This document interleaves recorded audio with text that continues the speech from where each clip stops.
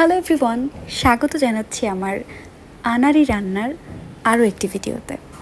আনাড়ি বলছি কারণ আমার রান্নার হাত কতটা ভালো যারা আমাকে চেনেন তারা তো নিশ্চয়ই জানেন। তো আজকে বানাচ্ছি ফ্রুট কাস্টার্ড। এর জন্য প্রথমে নিয়ে নিচ্ছি এখানে 1/2 লিটারের মতো দুধ। অল্পই নিয়েছি কারণ 4 জন মানুষের জন্যই শুধুমাত্র বানাচ্ছি। তো এবারে দুধটা চুলায় জাল করতে দিয়েছি।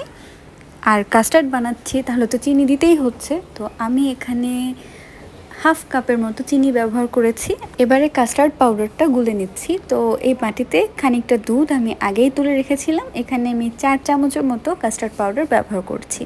পাউডারটা যদিও বেশিই নিয়েছিলাম, 3 বা 3.5 চামচ নিলে পারফেক্টলি হতো। তো যাই হোক, এটা এবারে খুব ভালোভাবে গুলে নিতে হবে। আর সত্যি কথা বলতে কাস্টার্ড পাউডার দিয়ে আমি ফার্স্ট টাইম তৈরি করছি। এর আগে আমি দুধ জাল করে একেবারে ঘন করে তার মধ্যে কনডেন্সড মিল্ক দিয়ে এটা বানাতাম, সেটা অনেক সময় সাপেক্ষ ব্যাপার ছিল। বাট এবারে মাত্র 15 মিনিটে কাস্টার্ড রেডি হয়ে গিয়েছে জাস্ট এই পাউডারটার জন্য। যদিও এটা ব্যবহার সবাই করেছেন আমি জানি, তবে আমি ফার্স্ট টাইম করেছি।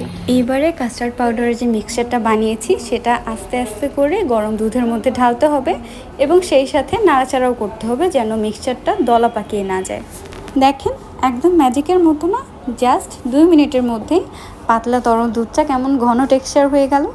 তো এইবারে আরও কিছুক্ষণ আমি জাল করে নিয়েছি, প্রায় 5 মিনিটের মতো।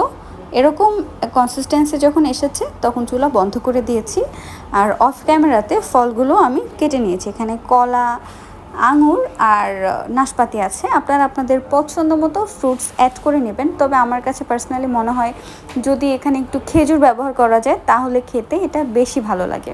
ম্যাক্সিমাম ক্ষেত্রে এটা রোজার সময় বানানো হয় ইফতার আইটেম হিসেবে, তো তখন তো খেজুর অ্যাভেলেবেল থাকে বাসায় সবসময়ই, তো তখন খেজুরটা ব্যবহার করা হয়। আমার কাছে মনে হয় সেটা আরও বেশি ভালো লাগে খেতে। তো দেখতেই পাচ্ছেন কথায় কথায় আমি কিন্তু সবগুলো ফ্রুটস মিক্স করে ফেলেছি। একটু ঠান্ডা করে এটা যদি পরিবেশন করা হয় তাহলে খেতে আরও বেশি ভালো লাগে। যদিও ঠান্ডা করা পর্যন্ত আমার ধৈর্য হয়নি, আমি তখনই খেয়ে নিয়েছিলাম। আর এটা খেতে অসাধারণ হয়েছিল। যদিও আমি খুব বাজে রান্না করি, তাও ভালো হয়েছিল খেতে।